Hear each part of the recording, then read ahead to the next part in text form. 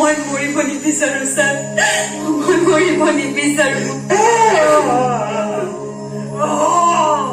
পাতিলে সেই টকাৰে মোৰ নিচিনা দেউতা এজন কিনিলো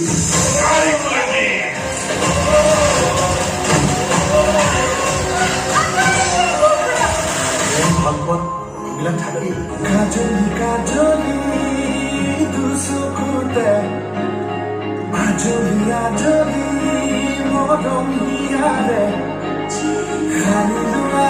মোৰে প্ৰিয়া তোমাক খুৱাব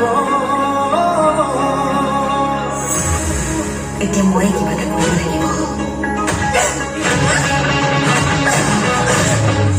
তুমি ভালকৈ থাকিবা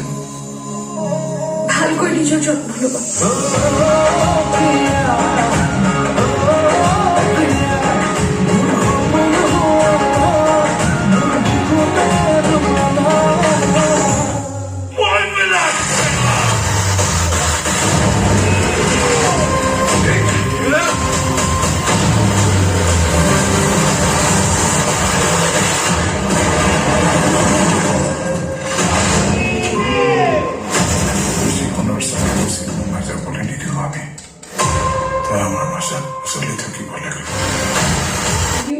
আমি যিটো কওঁ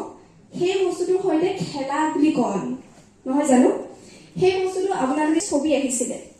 আপোনালোকৰ অডিয়েন্সৰ মাজতে চাগে বহুতে জানে মই কৈ দিওঁ এখন এনিমেটেড ছবি আহিছিলে আৰু যদি আপোনালোকে মিউজিকটো শুনা নাই কানেক্ট কৰিব পৰা নাই এই কথাটোত মই তেওঁলোকক ক'বলৈ বিচাৰিছোঁ আপোনালোকে আজি ইউটিউবত গৈ চাব সেই নৰসিংহ যিখন ছবি আছিলে তাত যিটো মিউজিক কৰিছে ন সেইটো আজিৰ পৰা 4 বছৰ আগত অজয় দাই লংকাকাণ্ডত কৰি হৈছে লগতে প্ৰচাৰৰ মাধ্যমত আমি চাগে কৰবাত লুকাই আছো এতিয়াও মই বিশ্বাস কৰোঁ সেইকাৰণেহে চাগে এই কথাটো এতিয়াও মানুহৰ মাজলৈ যোৱা নাই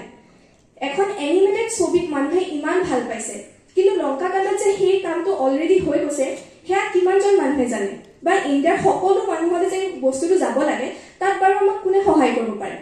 জাৰ্নেলিষ্টসকলে নহয় জানো চ' জাৰ্নেলিষ্টসকলে যদি আমাক কানেক্ট কৰিব নোৱাৰে এই ক্ষেত্ৰত তেনেহ'লে আমি কেনেকৈ আগবাঢ়িম ডাঙৰীয়ানী অন্নদা বড়ো ৰংবি ডাঙৰীয়ানীক আমি মঞ্চৰ ওচৰত আহিবলৈ ডাঙৰীয়া হাৰিছ দত্ত ডাঙৰীয়া সৈতে আমি সম্বৰ্ধনা জনাম তেখেতক সম্বৰ্ধনা জনাব সিদ্ধু ডেকা ডাঙৰীয়া মাজত উপস্থিত আছে অগ্নিবীৰৰ আন এগৰাকী সহপ্ৰযোজক সৰুকণ ডেকা ডাঙৰীয়া পৰিচালক প্ৰযোজক আৰবি প্ৰডাকশ্যনৰ মুৰব্বী লগতে অগ্নিবীৰৰ পৰিচালক তথা প্ৰযোজক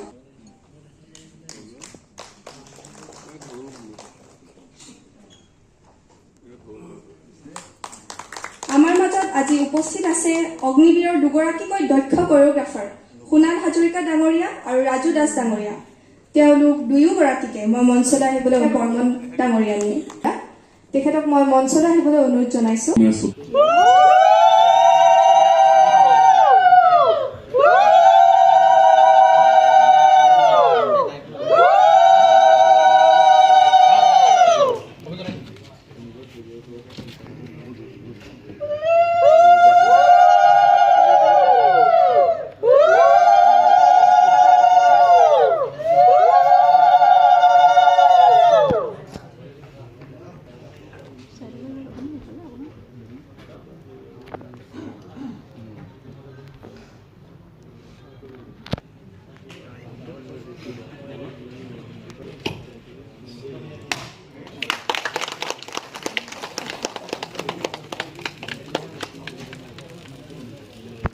কনফিডেন্সটো ফুল্লি আছে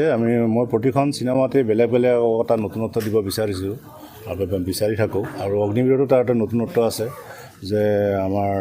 আকাশদ্বীপকতো মই ক'লোঁ আকাশদ্বীপ সুদীৰ্ঘ 12 বছৰ পিছত আকৌ উভতি আহিছে। গতিকে আকাশদ্বীপে অভিনয় কৰিব নোৱাৰা মানুহ এজনক মই অভিনয় কৰাবলৈ বাধ্য কৰাইছোঁ, তেওঁ কৰাইছে, ভাল কৰিছে তেওঁ অভিনয়টো। আৰু যিটো ভ্ৰান্তি মেধিৰ যিটো কেৰেক্টাৰ, সেইটো কেৰেক্টাৰ আজিলৈকে অসমত স্পৰ্টছৰ ওপৰত চিনেমা হোৱা নাছিলে অসমত। এতিয়া ভ্ৰান্তি মেধিৰ যিটো স্পৰ্টছৰ এটা বক্সাৰ হয় তাই এগৰাকী। তে বক্সাৰ এগৰাকী যিখিনি ট্ৰিটমেণ্ট লাগে, যিখিনি শিকিব লাগে, তাইক 6 মাহ ট্ৰেইনিং লৈছে তাই। আৰু অজয় ফুকনৰতো মিউজিকৰ কথা অসমৰ বাসী ক'বই নালাগে যে অজয় ফুকনে মোৰ এইখন চিনেমাতো মিউজিক কৰিছে, 6টা গান কৰিছে। আৰু অজয় আৰু মোৰ যিটো জুতি, সেইটো নিশ্চয় এটা ভাল জুতি হৈ আছে। আৰু এনেকৈ আমি কৰি যাম, অজয় ফুকনৰ লগত আমি প্ৰতিটো চিনেমাখন আমি আগবাঢ়ি যাম। ৰাইজে চিনেমাখন চাওক, এখন সম্পূৰ্ণ পাৰিবাৰিক ৰোমান্টিক আৰু একশ্যন ধৰ্মী ছবি। গতিকে ছবি জগতৰ ছবি গৃহলৈ আহক।